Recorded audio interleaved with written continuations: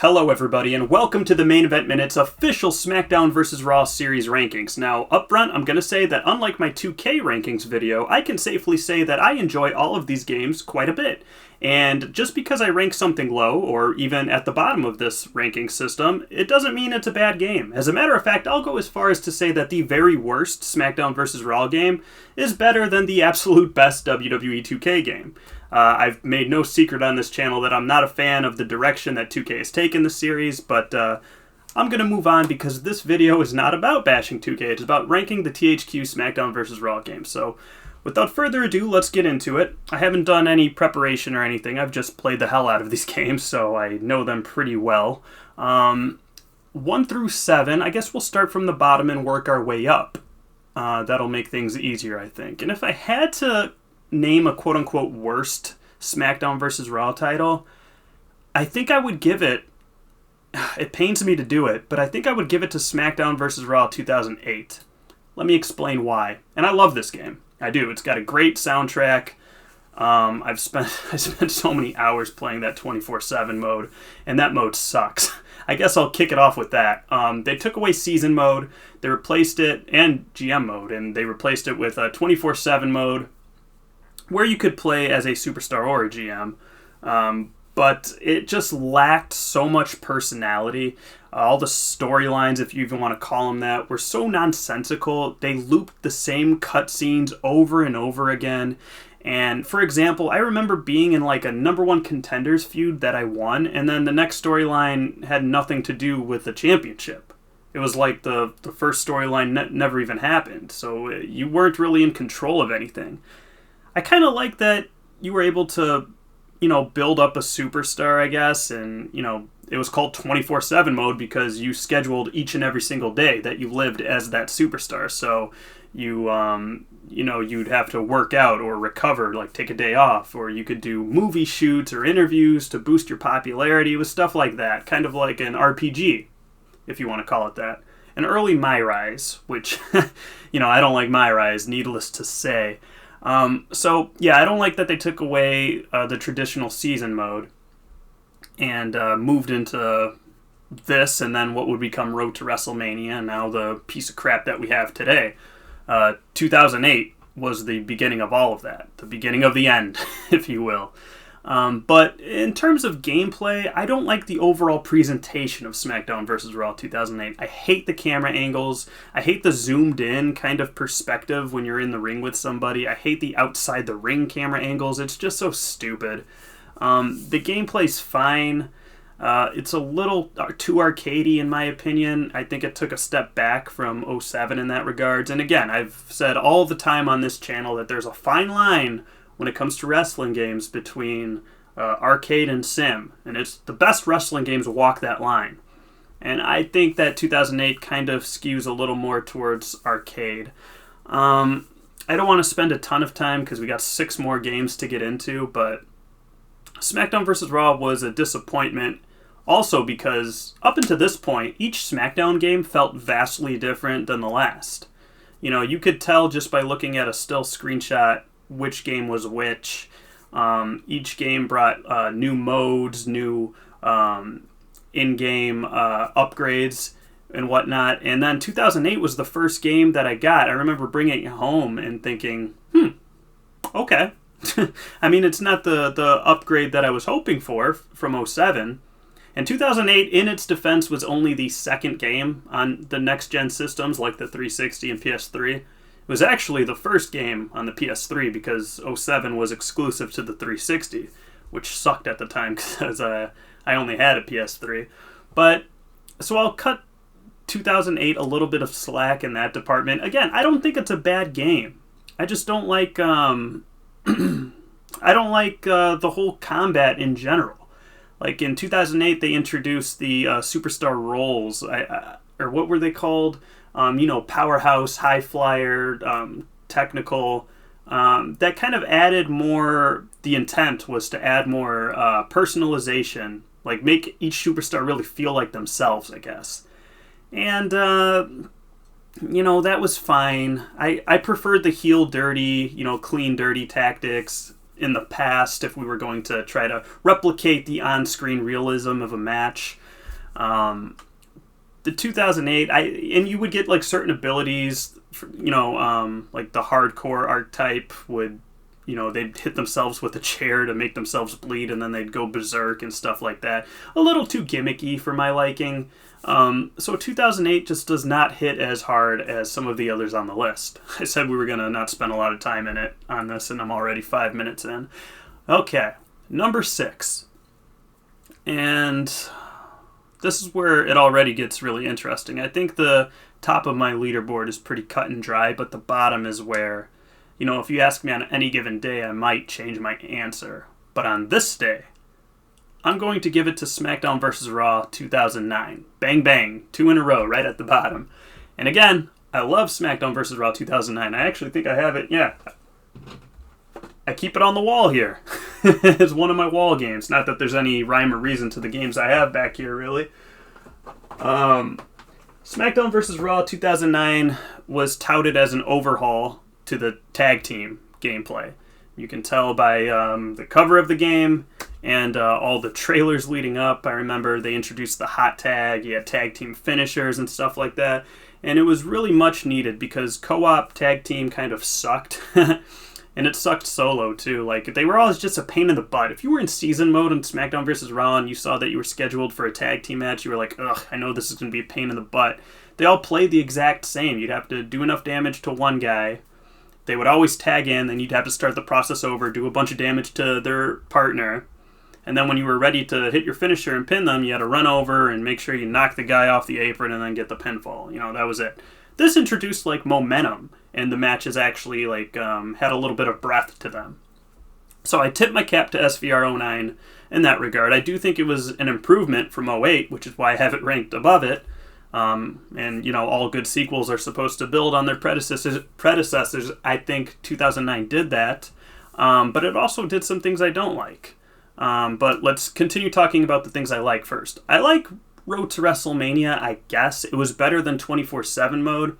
So what they did for Road to WrestleMania, for those of you who don't know, is they would give you 5 personalized storylines to go through where you couldn't pick your own character, but they had 5 pre-selected characters that you could choose. And then you go through from, the beginning of the year to Royal Rumble. Short season modes. Think of it that way. But these did not allow you to kind of branch in your own direction. You had to do set objectives. And then there were other objectives also that you could do if you wanted to unlock more content. I'm just not a fan of that style of season mode. I want to feel like I'm in control. So, these Road to WrestleMania games that are in some of these SmackDown vs. Raw games, meh. It holds them all back, in my opinion. Even though some of them you can get enjoyment from. They even have some co-op ones that are fun in later SmackDown vs. Raw games. So, to each his own, I guess, in that department. But the gameplay is plagued with the same issues from 2008. I hate the stupid camera angles, especially when you're outside of the ring on this one. I hate the zoomed in kind of, it's kind of claustrophobic. And then when you get multi-man matches, it gets really bad. SmackDown vs. Raw 2009... again, was not there wasn't enough of an improvement from 2008. The gameplay felt very similar. Visually, this is where you start seeing the SmackDown vs. Raw games look just like each other from a visual standpoint.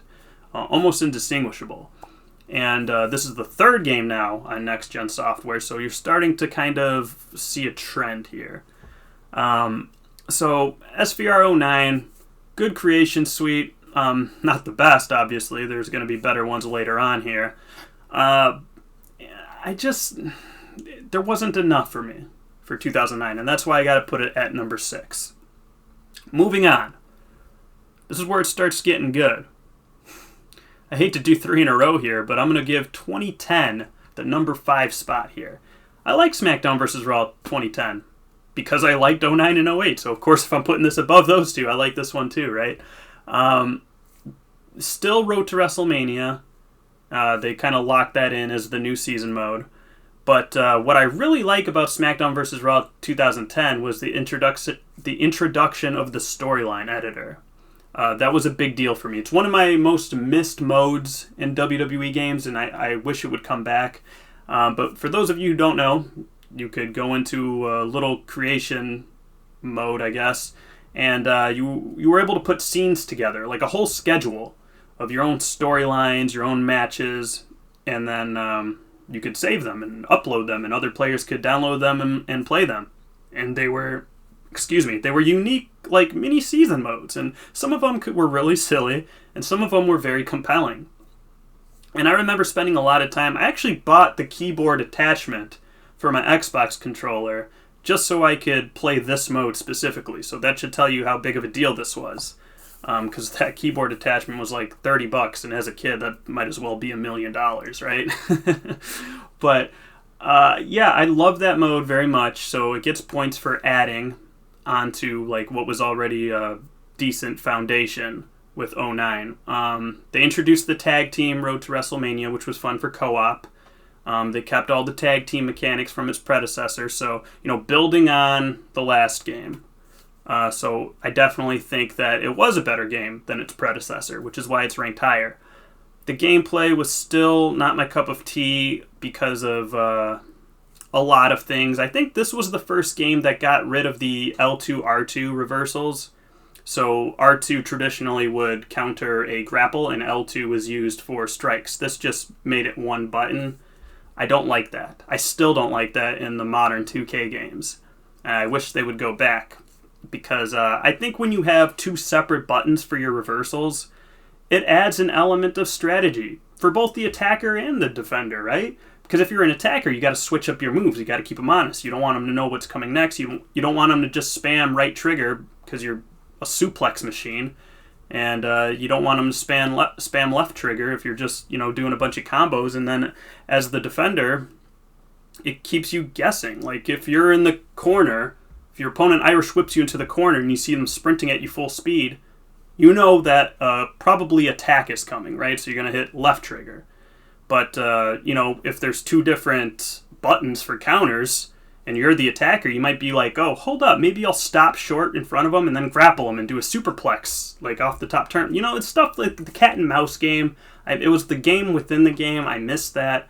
So babbling too much about reversals. But when you think about wrestling games, especially WWE games, reversals are everything, especially when you're facing real opponents. So it is a big deal, which is why I'm making a big deal of it. But yeah, we still got Road to WrestleMania, like I said. This is where the games really are starting to blend together now, and I didn't like it. I did not like this. I remember really not liking this game at the time that it came out, and this was a time where my overall interest in pro wrestling was starting to diminish quite a bit. The product was just terrible during this time. And so I didn't like it at the time, but now looking back, and I've played it since then, and I'm like, okay, SmackDown vs. Raw 2010 was actually a pretty good game. So I have it right in the middle of the pack.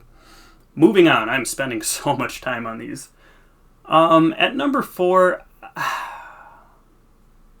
I love this game. I just finished a season mode playthrough of it. It's the one that started it all. The very first SmackDown vs. Raw. I love this game, and it's ranked higher in my heart of hearts, but if I'm using my brain here, I gotta put it right here at number 4. Now, I love the season mode. It was the last traditional quote-unquote season mode where you play through like a complete year, and it was segmented, it went in order. The night after WrestleMania, all the way to WrestleMania, right? That's what we had, and Here Comes the Pain. It was a pretty good season mode. You could pick any superstar, but your superstar wasn't voiced over. See, this was the first game, I remember in the trailers, they were really building that feature up, the superstar voiceovers. And every superstar was voiced over except for yours. I guess it was just too much because this game did have branching storylines. Like, you didn't have to win or lose. The stories would go in different directions depending on what you did. You could challenge for a couple different titles, stuff like that. So it was too many lines to have every single superstar on the roster do. And I think ultimately because voiceover was implemented here and people liked it so much and they never went without it, I think that's why we don't see the traditional season mode from like Here Comes the Pain and SmackDown vs. Raw.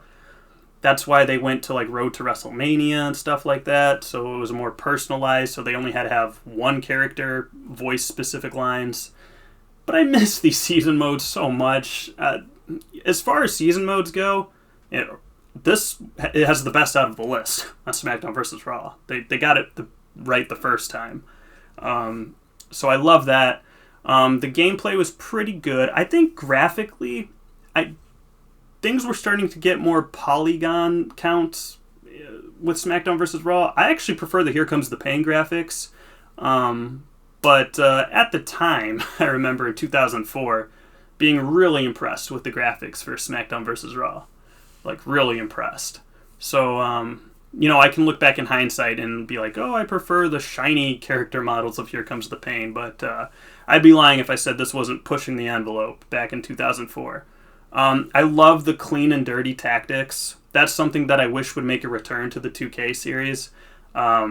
It gave you like an incentive to roleplay, essentially, a match. Like if you were playing Triple H a heel, then you would maybe hold on after your opponent gets to the ropes and, not break and wait till the ref gets to 4 and break at the last second. That would boost your dirty meter. And if you got your dirty meter high enough, you were able to do a taunt which would engage the ultimate heel move, which is a low blow, which did the damage of a finisher more or less.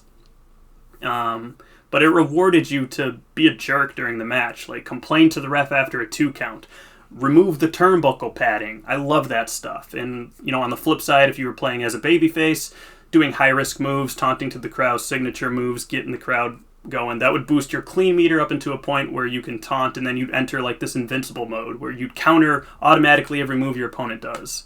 You'd be like hulking up, essentially. So the gameplay was great. I love the season mode.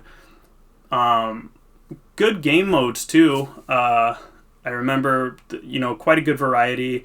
Great soundtrack, even though I'm not really counting that in these rankings. Soundtrack is so secondary. I guess what I'm trying to say is I'm very nostalgic for this game. So, and it's a great game for good reason. So SmackDown vs. Raw, number 4. Okay, here we go. The top 3. Number 3, I'm going to give it to SmackDown vs. Raw 2011. I really like this game. Sure, it's still the same old boring Road to WrestleMania, and visually it looks identical to 2010, but what puts it so high on the list for me is a couple of things. One, it still has all the features that I liked from 2010, like the storyline editor, but it also introduced a fan favorite mode, Universe Mode.